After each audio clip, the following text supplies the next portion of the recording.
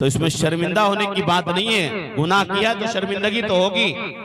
अगर पढ़ के आते तो आप भी सर ऊंचा करके कहते नहीं हमने पढ़ा, लेकिन हमारी छूटती है, कोई तकलीफ नहीं होती, कोई परेशानी नहीं, कोई दुख नहीं, कोई मुसीबत नहीं। छूट गई तो छूट गई। कितनी छूटी है गिनती भी नहीं, कितनी छूट गई है गिनती भी नहीं। एक नमाज छूटी थी हजरत अमीर मुआविया की फजर की, और वो भी छूटी किस तरीके से? आपने पढ़ ली, जमात के साथ छूटी थी। आपने पढ़ तो ली, जमात के साथ छूटी थी। अल्लाह की बारगाह में इस कदर रोए, इतना गिड़गिड़ाए, इतने आंसू बहाए कि अल्लाह तबारक व तआला ने एक नमाज का 70 नमाजों का सवाब अता फरमाया। कितनी नमाजों का सवाब अता फरमाया? 70 नमाजों का सवाब अल्लाह ने आपको रोने की वजह से अता फरमाया। दिल के अंदर खौफ था, अल्लाह का डर था, मौला मुझसे नमाज छूट गई। कुछ दिन गुजरे थे, फिर आप सोए रह गए, नमाज का वक्त जाने वाला था, किसी आने वाले ने उठाया, उठ जाओ नमाज का वक्त हो चुका है। आप नींद से बेदार हुए, आपने कहा तू भला आदमी मालूम होता है, मुझे नमाज के लिए उठाने आया है। कहा नहीं नहीं, मैं उठाने के लिए नहीं आया हूं। कहा फिर किस लिए आया है? कहा आप सो रहे हैं, मुझे तकलीफ हो रही है। कहा क्यों? कहा इसलिए कि पिछली बार सोए थे, एक नमाज छूटी थी, अल्लाह ने 70 नमाजों का सवाब अता फरमाया, इसलिए आपको उठाने आया हो। कहा नादान, मुझे तो ऐसा मालूम होता, फिर तू शैतान, फिर तो तू शैतान। कहा क्यों? कहा इसलिए कि नमाज से सुलाना शैतान का काम है, उठाने के लिए तू किस तरीके से आ गया, तुझे ये ड्यूटी कैसे लग गई? तो उसने कहा हाँ हाँ, मुझे तकलीफ इस बात की हुई, एक नमाज छूटी, रोए खुदा की बारगाह में, अल्लाह ने 70 नमाजों का सवाब दिया। कहीं फिर रोते, फिर गिड़गिड़ाते, अल्लाह 70 नमाजों का सवाब अता फरमाता। मैं इसलिए उठाने आ गया हूं कि नमाज पढ़ोगे तो आपको 27 ही तो मिलेंगे, 70 नहीं मिलेंगे। कितनी अफसोस की बात है कि उनकी नमाजें छूटती थी तो रोना आता था, हमारी नमाजें छूटती हैं कोई तकलीफ भी नहीं होती, कोई तकलीफ नहीं। हमारे मजमे में 90 से 95% लोग ऐसे होंगे जो नमाज नहीं पढ़ कर, फजर की नमाज 95% लोग। मेरे भाई और बुजुर्गों, अल्लाह ने हमें और आपको पैदा किया है, इसका मतलब अल्लाह ने कुरान में इरशाद फरमाया, वमा खलक़तुल जिन्न वल इंसा इल्ला लियअबुदून, हमने इंसान को और जिन्नात को अपनी इबादत के लिए पैदा किया। अब इबादत हमारे लिए जरूरी है, मेरे रब को इबादत की कोई जरूरत नहीं है। ऐसा नहीं कि हम एहसान कर रहे हैं नमाज पढ़ के अल्लाह पर, नहीं, नमाज पढ़ रहे हमारे लिए, रोजा हमारे लिए है, हज और ज़कात हमारे लिए है। इसलिए कि अगर नेक अमल करेंगे तो वो जो कब्र है ना, कब्र जिसको काल कोठरी कहते हैं, छोटी सी जगह है जहां लोग अपने भी और पराये भी डाल के आ जाएंगे, कोई पुरसाने हाल नहीं होगा। उस कब्र की रोशनी चाहते हो तो नमाज पढ़ो, उस कब्र में रोशनी चाहते हो तो कुरान की तिलावत करो। इसलिए कि किस्सा कहानी नहीं है, उस कब्र की रोशनी है कुरान, उस कब्र की रोशनी है नमाज। और जब आप कब्र में डाले जाओगे तो फिर ये महफिलें याद आएंगी कि काश वहां ये नसीहत हो रही थी, अगर हम अमल कर लेते तो हमारे लिए फायदा होता। तो बहरहाल ये महफिल है, अल्लाह के फरिश्ते जब उठ करके जाते हैं रब की बारगाह में, अल्लाह पूछता कहां से आ रहे हैं? तो फरिश्ते ये भी नहीं कहते मौला सब कुछ जानता है फिर भी पूछता है। फरिश्ते कहते हैं मौला रूए जमीन से आ रहा हूं, जहां तेरे कुछ बंदों ने महफिल को सजाया था, कुछ सुनाने के लिए आए हुए थे, कुछ सुनने के लिए आए हुए थे। काफिर फरिश्तों बताओ मेरे बंदे क्या चाहते थे? तो जाहिर सी बात है हमारी नीयत यही होनी चाहिए, ए अल्लाह हमें कब्र के अजाब से बचा दे, ए अल्लाह हमारी मौत को आसान फरमा। और एक बात और ध्यान रखें, हमेशा इस बात की दुआ करें मौला जब भी खात्मा हो ईमान के ऊपर, ईमान के ऊपर। इसलिए कि अगर ईमान सलामत तो सब कुछ सलामत, ईमान सलामत नहीं है तो कुछ भी सलामत नहीं है। ये दुआ किया करे अल्लाह जब भी मौत आए जबान पर आखिरी कलाम यही हो ला इलाहा इल्लल्लाहु मुहम्मदुर रसूलुल्लाह। इसलिए कि अल्लाह के रसूल फरमाते हैं लक्तिनु मौताकुम ला इलाहा इल्लल्लाह मुहम्मदुर रसूलुल्लाह, अपने मरने वाले को कलमे की तलकीन करो। कहा या रसूल अल्लाह, कलमे की तलकीन का फायदा क्या होगा? तो अल्लाह के रसूल ने इरशाद फरमाया, जिसका आखिरी कलाम ला इलाहा इल्लल्लाह होगा, अल्लाह ताला इस कलमे की बरकत से इसको जन्नत में दाखिल करेगा। ये दुआ किया करे, मौला जब भी मौत आए कलमे के ऊपर मौत आए, जब भी आखिरी सफर हो ईमान के ऊपर खात्मा हो। अल्लाह के रसूल सल्लल्लाहु अलैहि वसल्लम इरशाद फरमाते हैं कि जब फरिश्ते से रब पूछता है वो चाहते क्या थे, तो फरिश्ते अर्ज करते मौला वो तेरी जन्नत मांग रहे थे और जहन्नम से पनाह मांग रहे थे।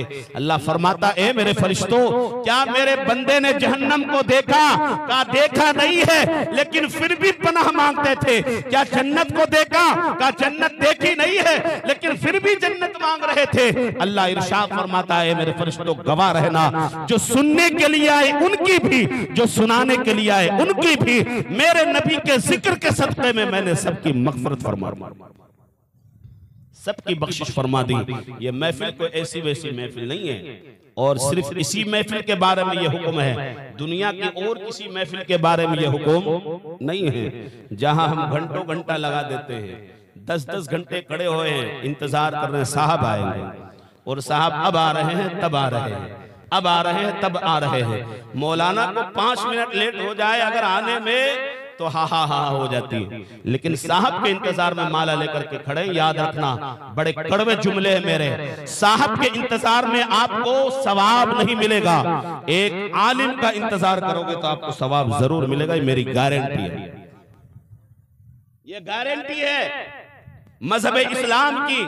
आलिम की कदर करने में सवाब है, साहब की कदर करने में कोई सवाब नहीं। हो सकता आपका पेपर पास हो या ना हो, इसकी कोई गारंटी नहीं, लेकिन आलिम की कदर करोगे तो आपको गारंटी है। अल्लाह के रसूल फरमाते हैं उग़दू आलिमन औ मुतअल्लिमन, कि तुम या तो आलिम बनो या फिर इल्म सीखने वाले बनो या फिर आलिम की सोहबत में रहने वाले बनो। मतलब क्या है? आप आलिम बन जाओ, लेकिन आप आलिम नहीं बन सकते। लेकिन ये कोई ये नहीं है कि आप बन ही नहीं सकते, ऐसा भी नहीं। अगर आप चाहें तो बन सकते कि नहीं भाई? अरे अल्लाह के नबी ने फरमाया माँ के गोद से लेकर कब्र की गोद तक इल्म हासिल करो, तो जरूरी थोड़ी कि सफेदी आ गई तो इल्म हासिल नहीं कर सकते। ये कोई जरूरी नहीं है कि जो बच्चा है वही इल्म हासिल करे, नहीं, बूढ़े आदमी को भी इल्म हासिल करना चाहिए। कोशिश आपकी है और मदद किसकी होगी?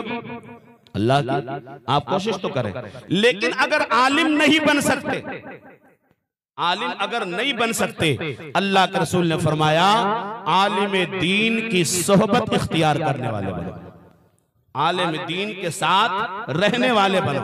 लेकिन हमारा हाल तो वो भी नहीं। मौलवियों के पास कहीं रखे, कोई नेता के पास फोटो खिंचाएंगे तो पूरा नाम बोलो, हाँ फलां साहब के साथ फोटो खिंचाई यार, वो आदमी भेजा पहुंचो। लेकिन यहाँ कुछ नहीं मिलने वाला है। दुनिया में जरूर आपको शोहरत मिल जाएगी, आखिरत में ये नेता खुद खड़े होकर के पेशाब करते हैं, आपको क्या सहारा देंगे भाई? इनको खुद पता नहीं अपने ईमान का, आपको क्या सहारा देंगे?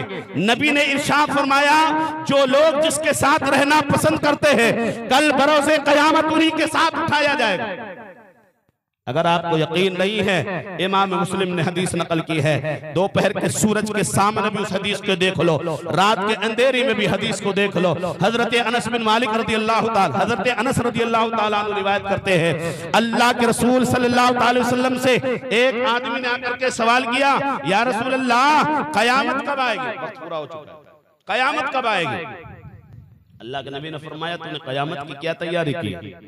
उसने कहा या रसूल अल्लाह मैंने कोई तैयारी नहीं की, न ज्यादा नमाजें पढ़ी है, न ज्यादा रोजे रखे हैं, न ज्यादा हज किया है, न ज्यादा ज़कात दी है, ज्यादा अमल तो मेरे पास नहीं है।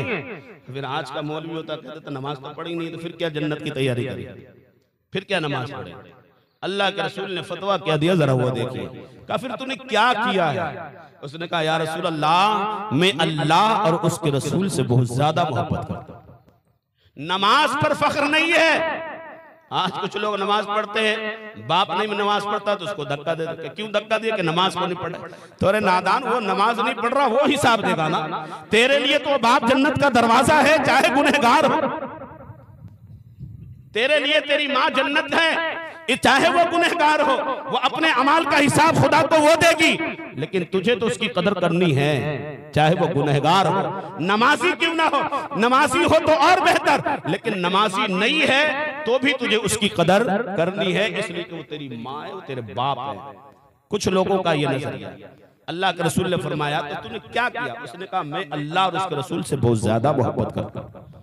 तो होना तो ये चाहिए था, अल्लाह के रसूल फरमाते तूने नमाज पढ़ी नहीं तो फिर मोहब्बत कहाँ काम आएगी, रोजा रखा नहीं मोहब्बत कहाँ काम आएगी। लेकिन नहीं, अल्लाह के रसूल फरमाते हैं ए मेरे गुलाम, तू जिससे मोहब्बत करता है कल बरोज़े कयामत उसी के साथ उठाया जाएगा।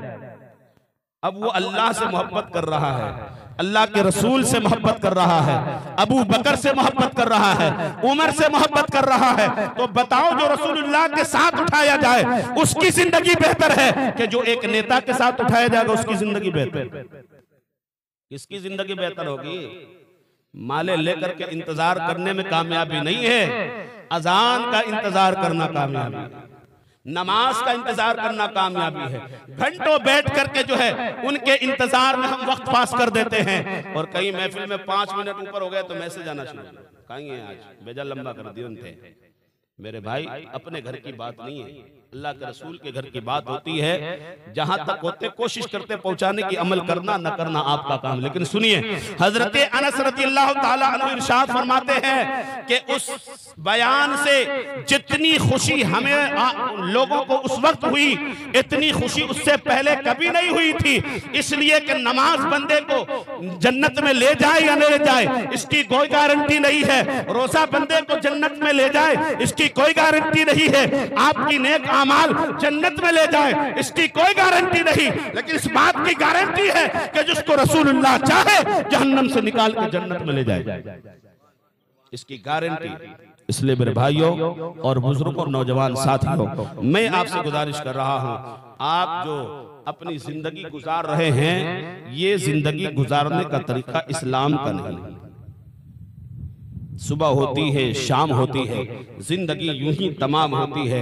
वो किसी ने कहा था उम्र दराज से मांग कर लाए थे 4 दिन, 2 आरजू में कट गए 2 इंतजार में। आरजू ये थी कि बस बड़ी बिल्डिंगें बन जाए, बैंक बैलेंस हो जाए, जमाना मुझे सलाम करे, और फिर इंतजार ये है कि बुढ़ापा आ गया, अब घोड़े में जान नहीं, हाथ में जान नहीं, आंखें काम नहीं कर रही, अब मौत का इंतजार। इसलिए मेरे भाइयों, अल्लाह ने अक्ल सलीम अता फरमाया, वक्त है आपके पास, हमारे पास, जो वक्त बचा है खुदा की बारगाह में सजदा रेज़ हो जाइए। अगर एक सजदा खुदा को कबूल हो गया तो जिंदगी भर के गुनाहों को मिटाने के लिए काफी है। लेकिन जरूरत है सजदा करने की, जरूरत अपने रब को राजी करने की। मैं आपका वक्त ज्यादा नहीं लेना चाहता, बातें तो बहुत है, इसलिए कि अल्लाह के रसूल का तज़किरा ही ऐसा तज़किरा है, बंदा जिंदगी भर करता रह जाए, जबान थक सकती है, मुस्तफ़ा की तारीफ खत्म नहीं हो सकती। इन्हीं बातों पर मैं अपने जुमले को खत्म करता हूँ। अल्लाह ताला सबसे पहले मुझे अमल की तौफीक अता फरमाए, उसके बाद आप तमाम भाइयों को इस पर अमल की तौफीक अता फरमाए। आमीन व आखिर दावाना अनिल हम्दुलिल्लाहि रब्बिल आलमीन। अस्तगफिरुल्लाह। या नबी